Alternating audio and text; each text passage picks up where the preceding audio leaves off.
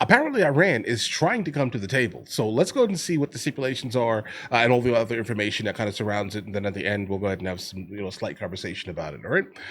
This is a suggestion via Discord. Let's check it out. From drone and missile strikes launched by Iran. The two sides trading more attacks overnight as that conflict continues to escalate. Jennifer Griffin, live from the Pentagon, brings us up to speed from her post now. And Jennifer, hello. Hi, Bill. The Israelis, using American-made F-35 stealth fighter jets, did in less than 4 days something that the Russian Air Force has been incapable of doing in Ukraine for 3.5 years. It established air superiority. That was unnecessary, those jab. Superiority. That means Israeli non-stealth F-15 and F-16 fighter jets can now carry out airstrikes and hunt down the mobile ballistic missile launchers that are terrorizing Israeli cities. Two U.S. Navy-guided missile destroyers, the USS Sullivans and USS Arleigh Burke in the eastern Mediterranean, have been shooting down Iranian missiles aimed at Israel. The Navy has ordered the USS Thomas Hudner for backup, along with a fourth Navy destroyer. The Nimitz is coming too. Learned the aircraft carrier strike group, the USS Nimitz, on its final sea voyage, will deploy from the Pacific. Deeply symbolic, since it was the Nimitz deployed in 1980 and its helicopters that were part of the failed U.S. effort to rescue the American hostages held at the U.S. Embassy in Tehran. The U.S. has been in a shadow war against Iran ever since. Israel may not be able to reach the parts of Iran's nuclear program that are buried inside mountains and underground without U.S. help. Yeah, definitely. They're going to have to absolutely use some type of bunker buster technology. And we are definitely the only country on Earth to have something like that. The bulk of their, let's say, intelligence is basically stored underneath a mountain, about 300 feet deep underneath that mountain, actually. And it's all set up so Israel cannot actually ever reach it. But I'm guessing they didn't expect America to kind of come back into the mix here. But let's go. Iran's nuclear program that are buried inside mountains and underground without U.S. help. U.S. B-2 bombers are the only air asset that can drop the 30,000-pound bunker buster bombs known as the Massive Ordnance Penetrator. Only the U.S. has them when pressed on whether Trump had denied any military requests like the 30,000-pound bunker buster bombs delivered by those B-2 bombers needed to hit Iran's deeply buried nuclear sites. Netanyahu deflected, saying it was President Trump's decision. Quote, "I trust his judgment completely." That from Brett Baer's exclusive interview with the Israeli prime minister yesterday. Odd. Bill? Thank you, Jennifer. Yeah, because Israel basically also just said, specifically the consul general, that they will not be taking 100%, let's say, the advice that's taken from, given from Trump as law, let's say, basically. They have no problem accepting our money and our technology, et cetera, et cetera. But if Trump specifically says that they cannot take out the supreme leader of of Iran, then they are still going to basically, then they're not taking it off the table, I think is what they said here. So I hear you, bro, but I don't know, a little weird. It's a slightly weird statement to hear it from Netanyahu specifically versus the consul general, but let's continue. From Brett Baer's exclusive interview with the Israeli prime minister yesterday. Bill? Thank you, Jennifer. Jennifer Griffin, the Pentagon, thank you. The consul general said that today. We do have that special report anchor, Brett Baer, with us. And Brett, just as we were talking in the last few minutes, there is a new exclusive report from the Wall Street Journal that says this: a battered Iran signals it wants to de-escalate hostilities with Israel and negotiate as long as the United States stays out of the fight. This is just developing now. Let's get your take on it, since you are quite up to speed.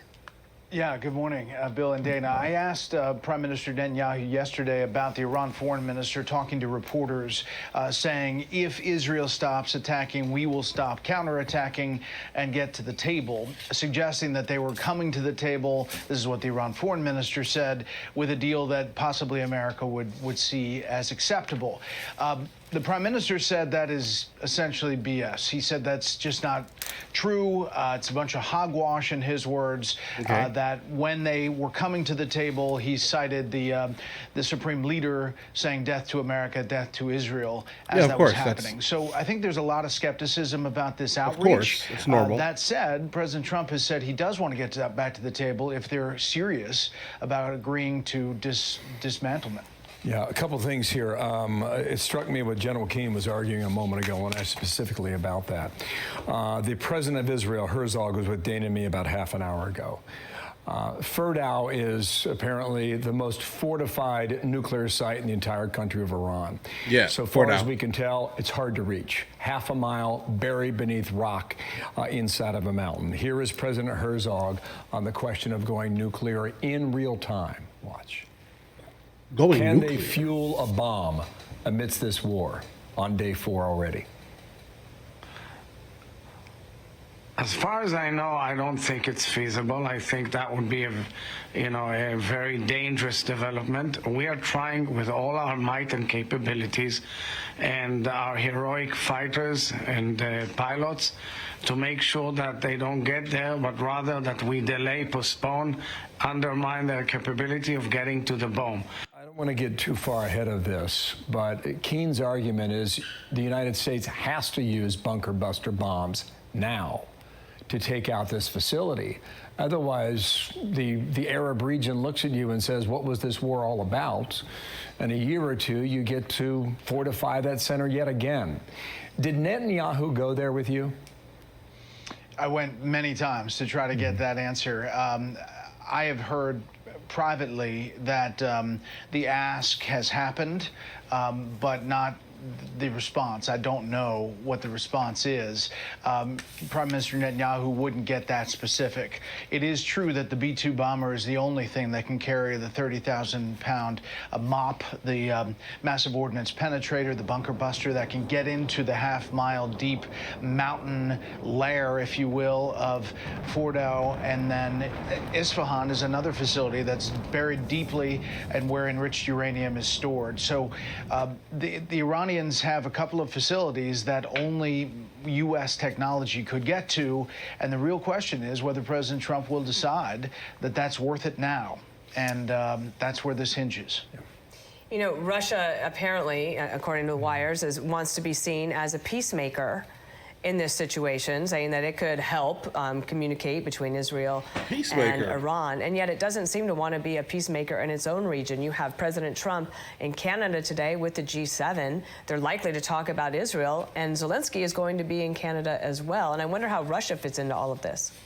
Yeah, that's a great question, Dan. I mean, the fact that President Trump had this call with President Putin and Putin volunteering to get in the middle of Israel and Iran as this peacekeeping role, and yet won't sit at the table with Zelensky to bring the end to the current war that they are fighting is pretty ironic. I think the G7 is going to be pretty loud and boisterous, and a lot of other leaders are going to make their feelings clear about both of these operations.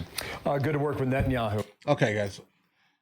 I don't know how weird that actually is. Like, think about it. Who's funding the majority of the missiles that Russia is basically using towards the Ukraine right now? Iran.